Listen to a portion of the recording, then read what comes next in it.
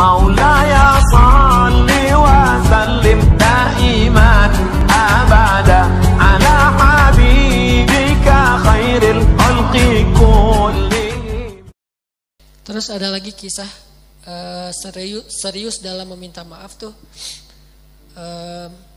Kalau kita baca sejarah sahabat ya teman-teman, ternyata sahabat Nabi itu sesoleh apapun tetap aja ada cerita clash di antara mereka, baper-baperan, terus ada yang kayak diem-dieman, ada yang putus kontak, ada yang di-reject, berkali-kali telepon di-reject. Ada aja kisah kayak gitu di zaman dulu. Walaupun mungkin analoginya analogi kekinian, tapi kayak gitu adegannya ada di zaman dulu. Padahal mereka orang soleh, cuman bedanya mereka sama kita apa? Recovery-nya gampang. Setelah baper, mengobati bapernya itu lebih cepat daripada kita. Kalau kita baper lama, kalau mereka baper sebentar langsung recovery.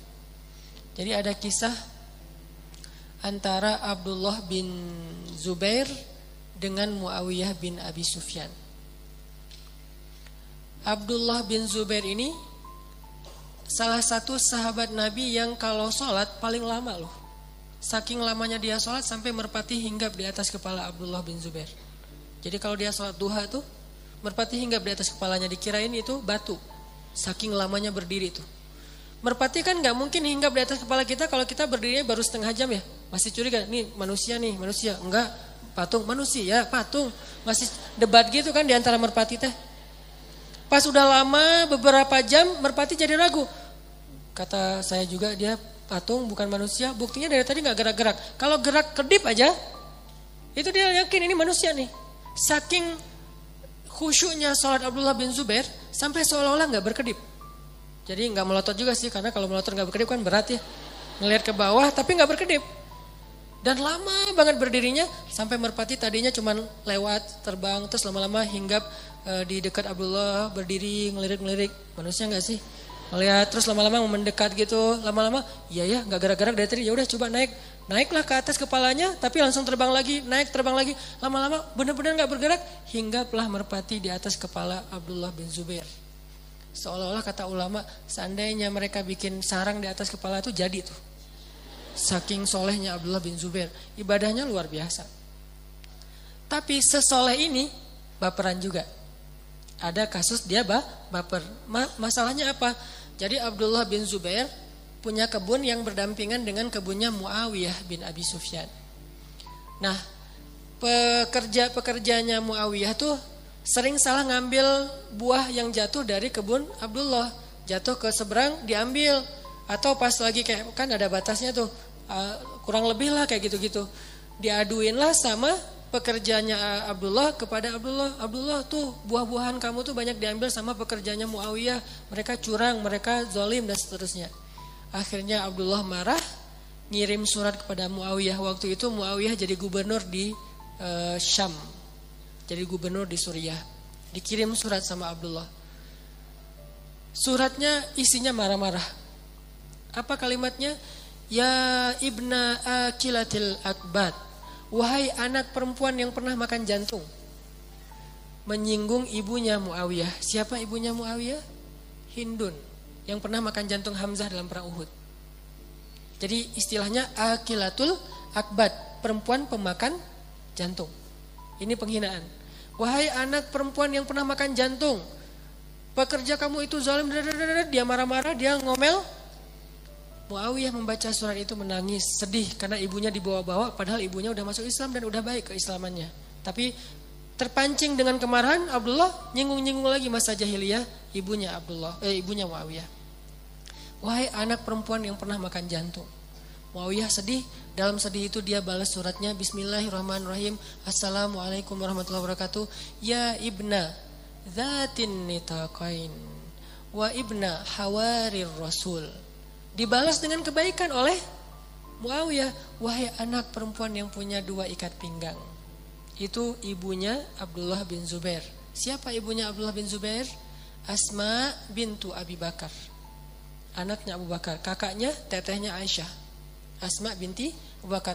Dan Asma ini julukannya adalah Zatin nitaqain, perempuan yang punya dua ikat pinggang. Kenapa dijulukin kayak gitu? Karena dulu ketika Nabi pengen hijrah, Asma itu membuka ikat pinggangnya yang dari kain, disobek jadi 2 bagian.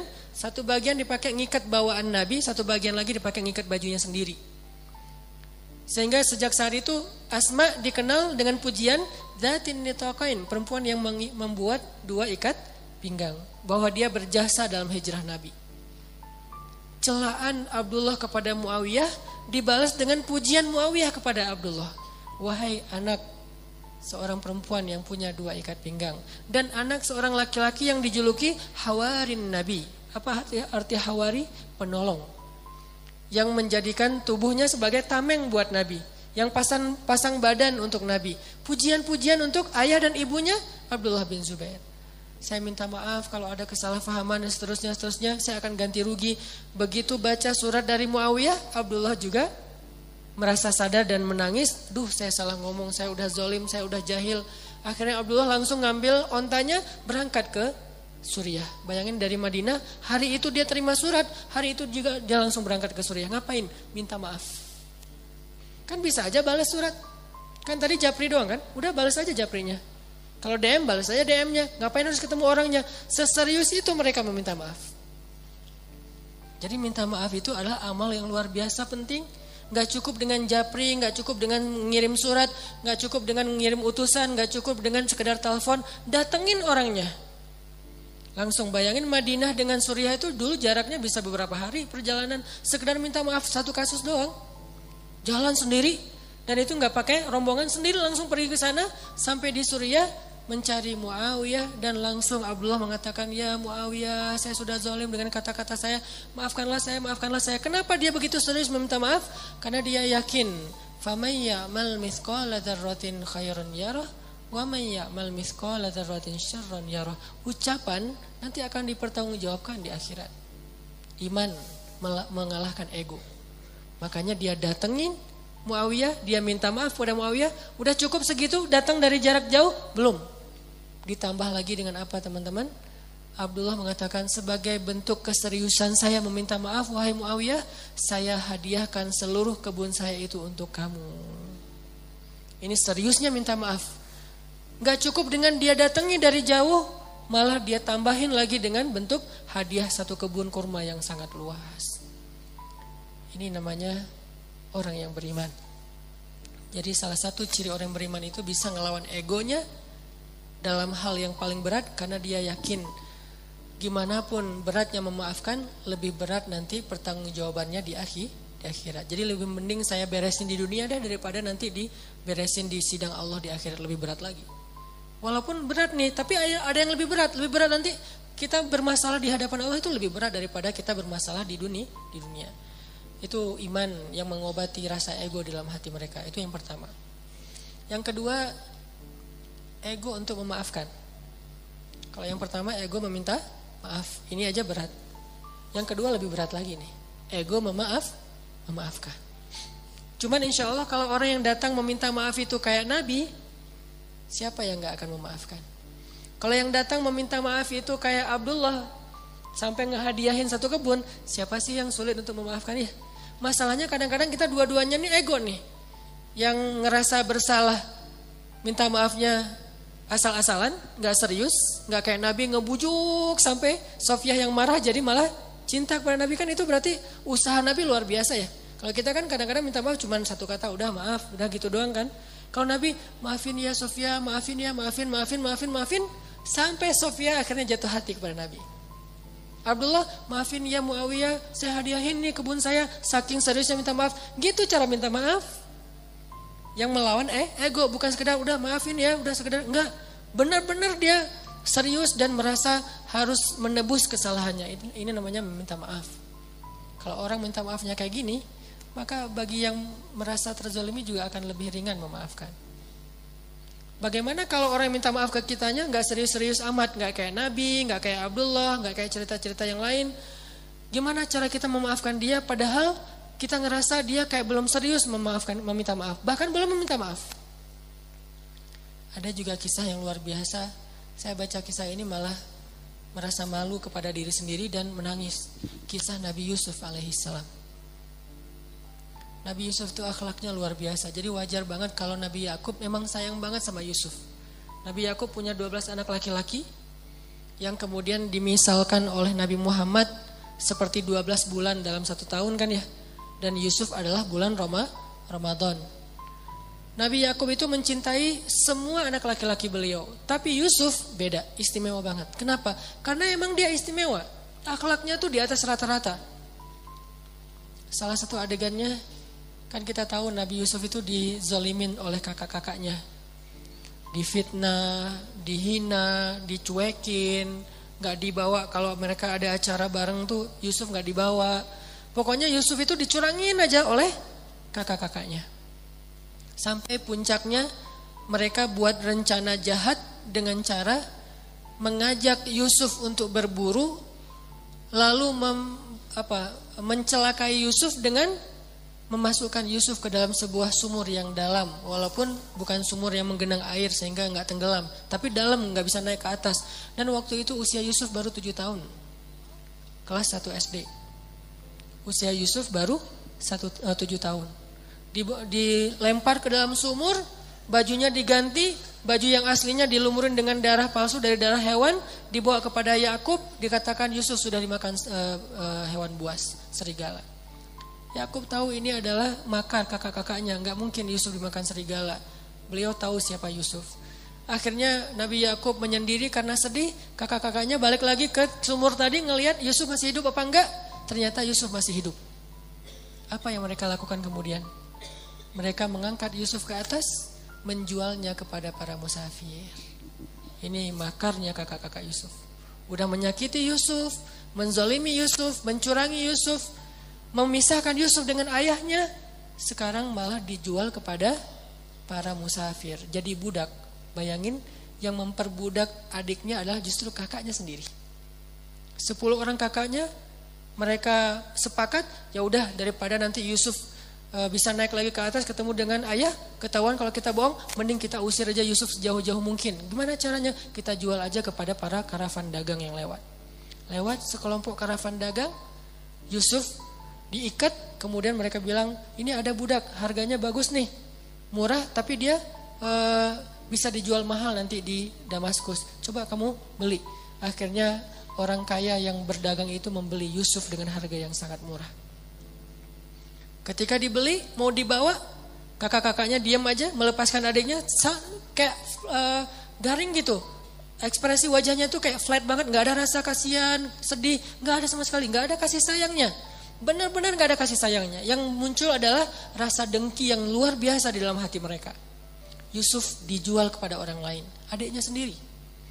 Akhirnya Yusuf sebelum dibawa oleh para pedagang yang udah membeli dia, Yusuf bilang, Tuan, kepada pedagang yang paling kaya, bolehkah saya pamitan dulu dengan orang-orang yang udah menjual saya? Dia gak mau bilang mereka kakaknya. Kenapa? Takutnya nanti orang jadi tahu kejahatan mereka.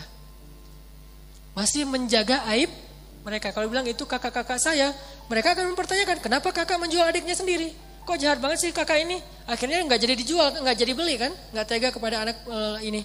Tapi dia bilang, bolehkah saya pamit kepada orang-orang itu yang sudah menjual saya kepada Tuan? Kata tuannya ini, boleh, jangan lama-lama. Ya udah, datanglah Yusuf memeluk kakaknya erat satu persatu. Apa kata Yusuf? Hafizakumullah wa in dayya'tumuni. Semoga Allah menjaga kalian walaupun kalian mentelantarkan saya. Semoga Allah memelihara kalian walaupun kalian mengusir saya. Semoga Allah menyayangi kalian walaupun kalian sama sekali tidak sayang kepada saya. Didoain lagi oleh Nabi Yusuf, dipeluk satu-satu, didoain satu-satu oleh Nabi Yusuf. Semoga Allah menjaga kalian walaupun kalian mentelantarkan saya. Semoga Allah memelihara kalian walaupun kalian mengusir saya dengan cara menjualnya. Semoga Allah menyayangi kalian walaupun kalian membenci saya. Baru Yusuf pergi. Ini kasih sayang luar biasa dari Nabi Yusuf alaihissalam, akhlak. Memaafkan kakak-kakaknya, menutupi aib kakak-kakaknya. Begitu nanti Yusuf sukses di Mesir, kakak-kakaknya datang mencari bantuan karena musim kemarau yang panjang. Malah Yusuf memberikan bantuan kepada kakak-kakaknya secara diam-diam. Gak ketahuan kalau ini adalah adik mereka, Yusuf yang sekarang udah sukses. Dan dipertemukan dengan ayahnya, dimaafkan. Gak ada satupun yang dizalimi oleh Yusuf alaihissalam. Dan ini menjadi permisalan kisah betapa mulianya akhlak Nabi Yusuf alaihissalam. Sehingga Nabi SAW mengatakan, nanti di hari kiamat di padang mahsyar ada seorang hamba yang disidang oleh Allah, dosanya banyak banget, amal solehnya nggak ada. Ninggalin sholat ini itu segala macam, dosanya banyak banget, amal solehnya hampir nggak ada. Sehingga Allah mengatakan kepada para malaikat yang mencatat amal, coba periksa amal solehnya. Kata malaikat nggak ada. Kata Allah periksa lagi, nggak ada. Periksa lagi, ada nih, cuman satu doang. Apa amal soleh dia yang satu itu? Amal soleh dia yang satu itu cuman memaafkan orang lain. Dia itu bukan ahli ibadah, bukan apa-apa, cuman amal soleh dia itu orangnya lapang dada. Kalau ada yang bersalah ke dia, dia maafin, dia doain kebaikan untuk orang itu. Gak pernah melakukan ibadah-ibadah yang hebat seperti ahli ibadah.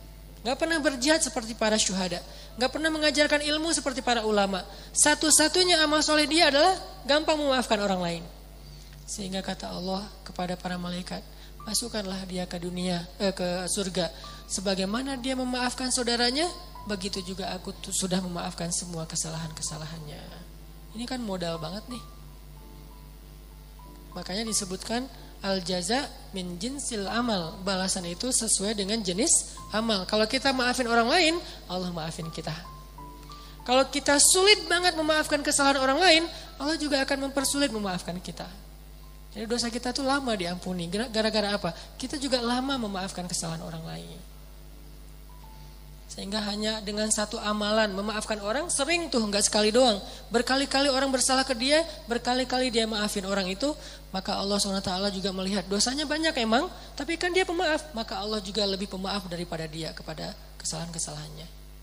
Ini teman-teman yang dirahmati Allah SWT, memaafkan yang luar biasa pahalanya di sisi Allah. Belum lagi nanti Nabi SAW bersabda,